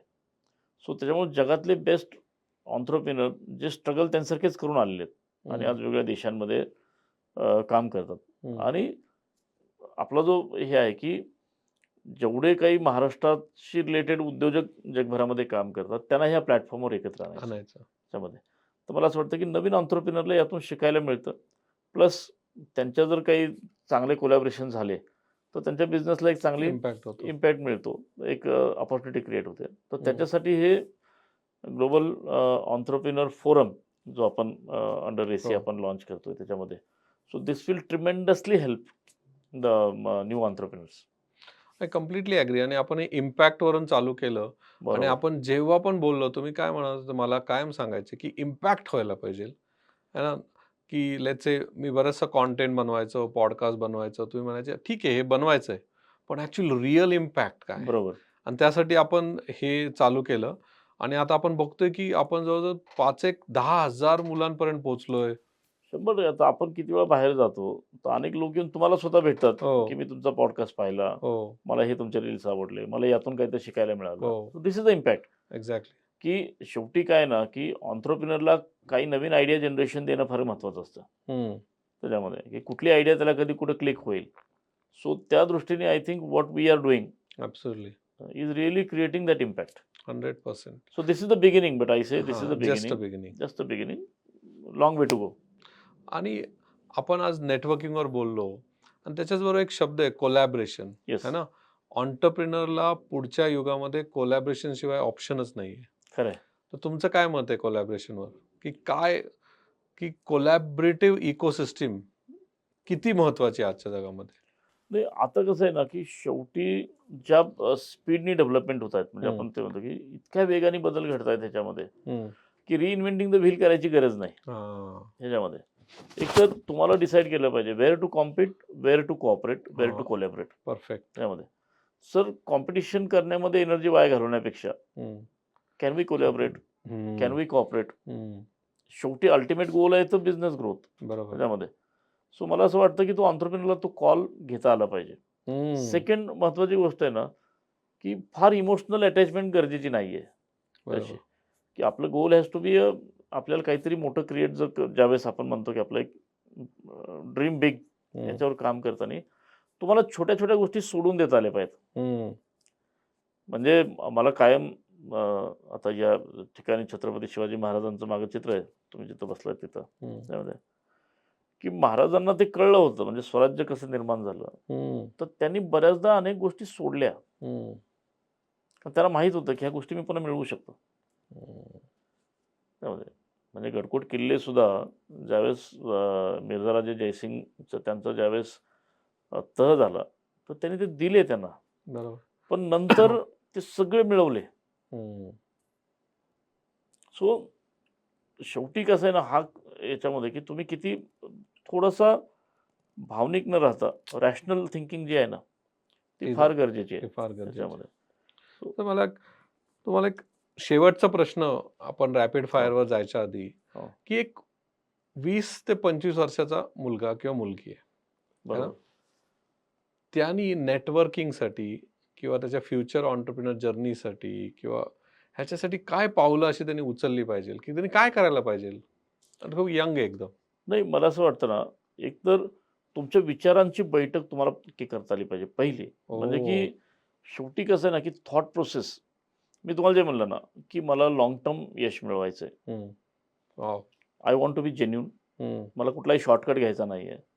माझी व्हॅल्यू सिस्टम पक्की आहे. स्किलिंग आणि रिस्किलिंग हे त्यांनी कंटिन्युअस स्वतःमध्ये केलं पाहिजे. आणि यंग मुलांना तर म्हणजे माझं हे सांगणं राहील, की शेवटी आता हे टेक्नॉलॉजी आणि हे जे काही तुम्हाला सगळे आज जगभरातल्या माणसाशी तुम्ही कनेक्ट होऊ शकता एवढे हो, प्लॅटफॉर्म्स आज हो. तुमच्याकडे उपलब्ध आहेत. पण हे तुम्हाला इंट्रोडक्शन करून देतील. हं, शेवटी networking is not only introduction.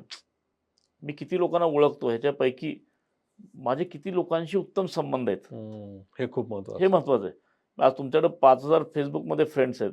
पण रिअलमध्ये तुम्ही 8-10 लोकांना तरी कधी कनेक्ट झाला आहात का हो. व्यवस्थित? किंवा त्यांच्याशी तुम्ही डायलॉग केलेला आहे का? हं. त्यामध्ये की माझे एवढे फॉलोअर्स आणि ह्याला काही काही महत्त्व नाही. अर्थ नाही. बरोबर. तुमच्या आयुष्यामध्ये म्हणजे अशा एक इन्फ्लुएन्शियल लोकांचं नेटवर्क, हं. ॲक्टिव्ह नेटवर्क पाहिजे. ते बनवलं पाहिजे ते म्हणजे बनवलं 20 पाहिजे. वर्ष, 25 तुम्हाला वेळ लागू द्या. पण हे कधी होतं माहिती आहे का? तुमच्या विचाराची बैठक खूप चांगली लागते. हं. Thought process. आज समोरचा माणूस तुमच्याशी काय रिलेशन बनवेल? व्हेन बरोबर, he is successful, why he will invest his time in you. बरोबर आहे. त्याच्याकडनं पण तुम्हाला काहीतरी व्हॅल्यू मिळाली पाहिजे एक्झॅक्टली. त्याच्यामध्ये. आज आपण अनेक नेटवर्किंग प्लॅटफॉर्ममध्ये पाहतो, याच्यामध्ये लोक येऊन भेटतात, हे करतात, किती लोक लक्षात राहतात. नाही, बरोबर. सो मला वाटतं की यंगस्टर्सनी ना की ती आर्ट स्वतःमध्ये डेव्हलप केली पाहिजे इट्स अ व्हेरी गुड त्याच्यामध्ये, पॉइंट. की वा मी समोरच्याला इन्फ्लुएन्स करू शकलो पाहिजे. नेटवर्किंग कधी पॉवरफुल होतं त्यामध्ये. विचारांची बैठक तुम्हाला खूप चांगली पाहिजे.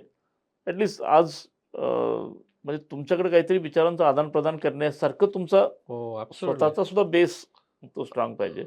मी तर म्हणेल की 2-3 वर्ष प्रचंड मेहनत घेऊन स्वतःला आपण घासून-पुसून तयार केलं पाहिजे याच्यासाठी. आणि मग निश्चित डेफिनेटली ते नेटवर्क मग तुमचं ग्रो होतं. त्याला वॉव! समोरची माणसंही कनेक्ट होतात तुमच्याशी. वॉव! Very good. तर आता आपण रॅपिड फायर येस. करूया. तुम्हाला एका शब्दात उत्तर द्यायचं किंवा मॅक्सिमम एका सेंटेन्समध्ये किंवा चूज ओके. करायचंय. फाईन. ठीक आहे? नेटवर्किंग का नॉलेज? बोथ. ट्रस्ट का intelligence? I will give more preference to trust first. Trust. LinkedIn का face to face meetings actually both are important. In today's world? Yes. Businessman का politician? Businessman. One quality that attracts powerful people. म्हणजे powerful people कुठल्या त्या एक क्वालिटीकडे बघतात की ज्याने त्यांना तुम्ही अट्रॅक्ट करत. As per me, your communicative competency. Communication. Yes. One habit that destroys म्हणजे अशी एक गोष्ट आहे आपली सवय म्हणा की ती रिलेशनशिपच डिस्ट्रॉय करून टाकते. येस. कुठली गोष्ट? For me that is punctuality, non punctuality. अच्छा, म्हणजे वेळेवर येणं. येस. मी this I have observed people especially in business world. Everybody, those who are successful, they respect time. हो ना. So you have to be, if you're not punctual, that destroys the relationship. Wow, इतकं महत्व आहे. Yes. रिलेशनशिपला पहिलं महत्व का बिझनेसला पहिलं महत्व? Yes, relationships, because if relationship चांगल्या ग्रो झाल्या तर बिझनेस मल्टिपल व्हायला वेळ लागत नाही. रिलेशनशिपला पहिलं. Yes. महाराष्ट्रीयन ऑन्टरप्रिनर बद्दल तुमचं एका शब्दात तुम्ही कसं व्यक्त करू शकता? Maharashtrian entrepreneur. He is struggling, genuine, and ready to accept challenge. आणि जगातली सगळ्यात best city for networking? For me, Dubai. Dubai. Yes. Networking, collaboration, entrepreneurship मध्ये लिसनिंग महत्वाचं आहे का स्पीकिंग महत्वाचं आहे? Listening. You have to be a good listener. Good listener. Yes. Okay, last question. Follow up महत्वाचा आहे का पेशन्स महत्वाचा आहे? Follow up. फॉलोअप खूप जरुरी. येस. Follow up is required. लोक प्रचंड बिझी असतात त्यामध्ये. So genuine follow up makes a difference. Wow. Okay, thank you so much sir. Thank you. Thank you. आपण सरांकडून आज काय शिकलो तर एकदम टफ टाइम मध्ये पण अपॉर्च्युनिटी कशा शोधायच्या, म्हणजे या वॉर लाईक सिच्युएशन मध्ये पण अपॉर्च्युनिटी कशा शोधायच्या. मला त्यांचा एक शब्द खूप आवडला की एक ऑन्टरप्रिनर हा एका सोल्जर सारखा असतो. म्हणजे तो कुठल्याही सिच्युएशनला सामोरे जाऊ शकतो आणि त्यातनं तो मार्ग काढू शकतो. हा रिस्क टेकर असतो. हे सरांनी आपल्याला सांगितलं. त्यांनी एक महत्वाची गोष्ट आपल्याला सांगितली, पुढचे 5 वर्ष सगळ्यात मोठी इंडस्ट्री भारतातली ती होऊ शकते म्हणजे डिफेन्स. बऱ्याचशा महाराष्ट्रामध्ये, भारतामध्ये डिफेन्स टेक्नॉलॉजीवर इन्व्हेस्टमेंट येणार आहे. तर तुम्ही डिफेन्समध्ये बिझनेस चालू करू शकला तर नक्की करा. त्यानंतर सरांनी सांगितलं की त्यांची एक रेसी फाउंडेशन त्यांनी जे माझ्याबरोबर चालू केली आहे, ती का केली? तर त्याच्यामध्ये त्यांनी जे व्हॅल्यू सिस्टीम बद्दल जे आपल्याला ताजमहलचा हॉटेलचा जे आपल्याला अनुभव सांगितला की गावांमध्येच व्हॅल्यू सिस्टीम किती स्ट्रॉंग आहे आणि व्हॅल्यू सिस्टीम हा एक ऑन्टरप्रिनरशिपचा फार मोठा पाया आहे, ते त्यांनी आपल्याला सांगितलं. नेटवर्किंगबद्दल तर त्यांनी आपल्याला बऱ्याचशा गोष्टी सांगितल्या. शेवटी जेव्हा पण त्यातला मला जो सगळ्यात शेवटचा मुद्दा त्यांचा जो आवडला, तो म्हणजे विचारांची बैठक. म्हणजे एखाद्या 20-25 वर्षाच्या मुलाला जर नेटवर्किंग बनायचंय त्यांचा बिझनेस वाढवण्यासाठी, तर त्याची विचाराची बैठक आणि विचारांची बैठक कशी वाढते? पुस्तकं वाचून, आपल्याला लोकांना भेटून ही वाढते. एंटरप्रेन्योरसाठी त्यांनी सांगितलं, की तुम्हाला लोकं गार्डनसारखी म्हणजे एखादं जे गार्डन असतं तशी कट करायला लागतात. त्याला ब्युटिफुल ठेवायला लागतात. लागणारी लोकं किंवा आपल्याबरोबर आपल्याला कळालं पाहिजे, की कोण आपल्याबरोबर लांब जातंय, कोण आपल्याबरोबर लाँग टर्म आहे, कोण शॉर्ट टर्म आहे, हे कळालं पाहिजे. मला जे त्यांच्यातनं कळालं, की हे सगळं नॉलेज ते आज 30 वर्ष या फील्डमध्ये आहेत. आपल्याला करायचं असेल, तर आपल्याला जास्तीत जास्त लोकांना भेटलं पाहिजे. जास्तीत जास्त नेटवर्किंग करायला पाहिजे आणि आपलं गार्डन सांभाळलं पाहिजे.